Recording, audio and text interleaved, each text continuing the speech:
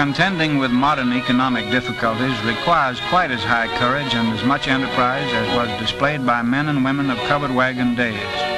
At that time, money was not a necessity. The old-timer traded his produce for everything from cloth and foodstuffs to household furnishings. Today, it's a different story. Families in most cases depend upon a paycheck for the necessities of life. There is an ever-present need for money when debts pile up because of sickness, temporary unemployment, pay cuts, or improvidence. Cash may be needed for the emergencies of birth, death, travel, or to take advantage of opportunities in education or business. Where can the self-respecting employed family of today turn for aid? Not to nature, as did the pioneer of 1833. It must turn somewhere. What is the answer?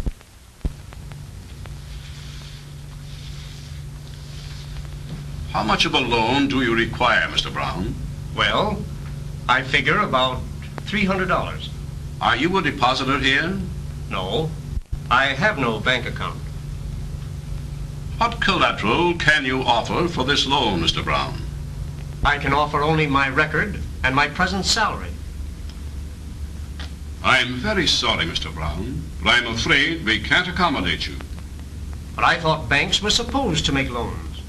They are, but we can't afford to retail money in small lots, except occasionally to accommodate a depositor.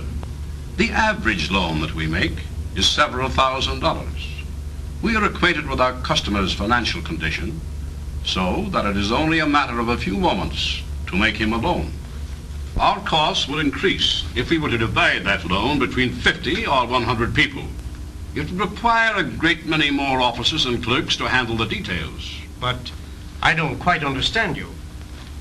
Well, it's not only the time required to make a loan that we have to plan on, but also the cost of collection.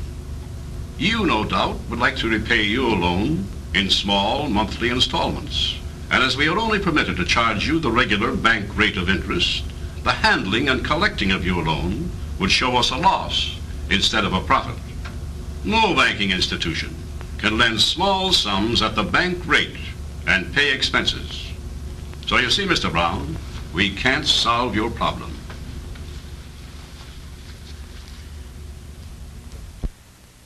Evidently, this is not the answer. Then what is the answer?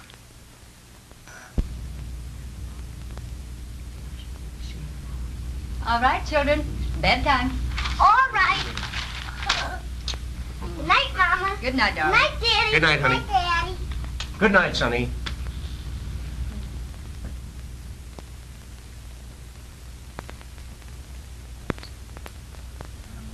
Mary, I saw the banker today, and all I got was reasons why banks can't make small loans. Oh, then what are we going to do, John? We must have money to meet those overdue grocery and doctor bills. I don't know, dear, but we'll find some way.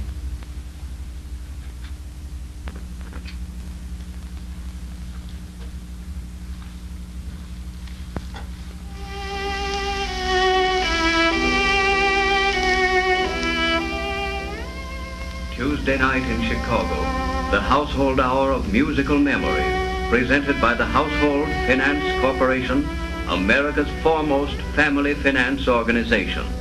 Well, that's interesting. I wonder what this Household Finance Corporation is.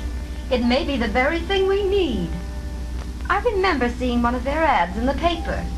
Ladies and gentlemen, the Household Manager. In the days of our forefathers, when commercial banks were organized to finance commerce and industry, maximum interest laws of 6 to 10% were provided.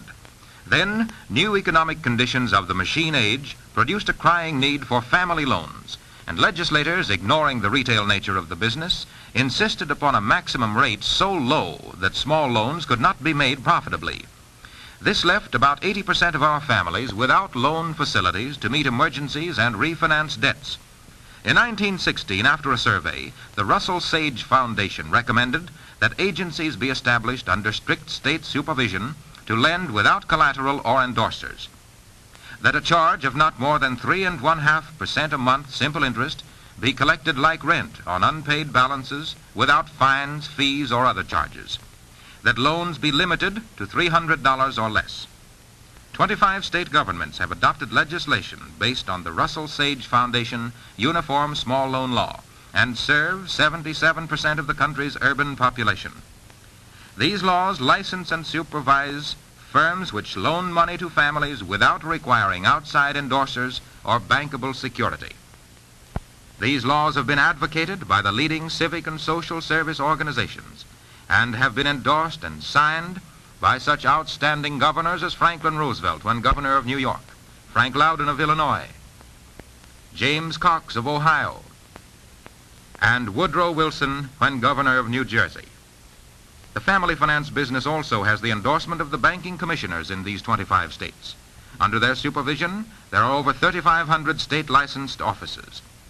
One of the most important of these family finance companies is the Household Finance Corporation. Operating in 95 American cities, Household has 148 offices in these cities. During a recent 12-month period, Household made small loans to more than 300,000 families in various parts of the country. Practically every profession and trade listed in the United States Census is served. Why do people borrow money? Household loans are made primarily for the purpose of helping families get out of debt. 82% borrowed to pay family debts already contracted. 9 1/10% of the families borrowed for business needs. 2 8/10% for travel and vacation. 2 6/10% for education. And 2 1/10% for moving and miscellaneous expenses. Of course, it costs more to retail small sums of money than to lend large amounts. The costs of investigating, making, collecting, and bookkeeping are approximately the same for loans of different sizes. But these fixed costs occur only one time when Household borrows $1 million from the bank. They are repeated more than 5,000 times when Household lends the million to over 5,000 people. There are also 60,000 monthly collections and that many bookkeeping operations during a year. You will always find Household ready to give its customers the advantage of the lowest possible charges consistent with sound business practice. If in doubt, ask any bank about Household.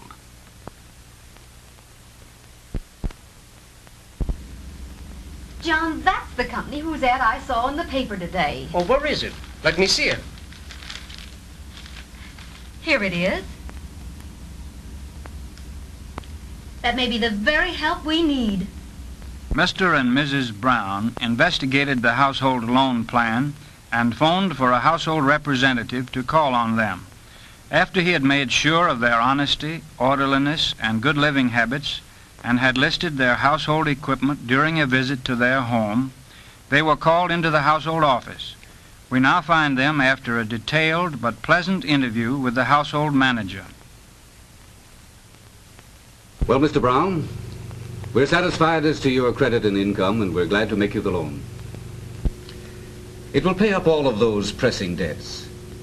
After making your monthly payments, you'll have more than 90% of your income left for current expenses.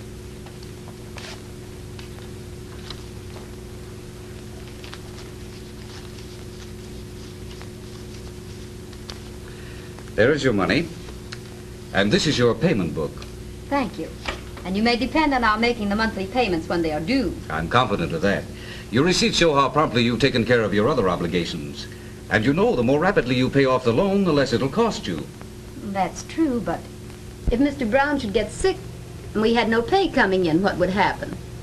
We don't expect you to do the impossible. If you do your part to the best of your ability, I'm sure there'll be no difficulty. Well, that's fair enough. Oh, just a moment. Here's our money management booklet. It'll help you get out of debt, keep your budget balanced, and assist you to live within your income.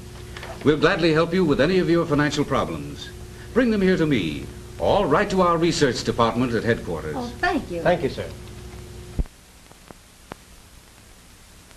Another family is on solid ground. They are able to walk out of the household office with heads up and shoulders back, ready to meet their creditors on an even footing. Household is a public service, yet human organization. Its plan permits adjustment to the changing financial circumstances of the customer.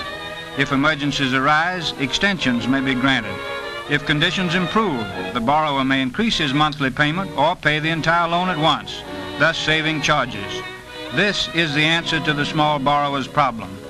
The household finance plan helps the family meet emergencies and refinance debts.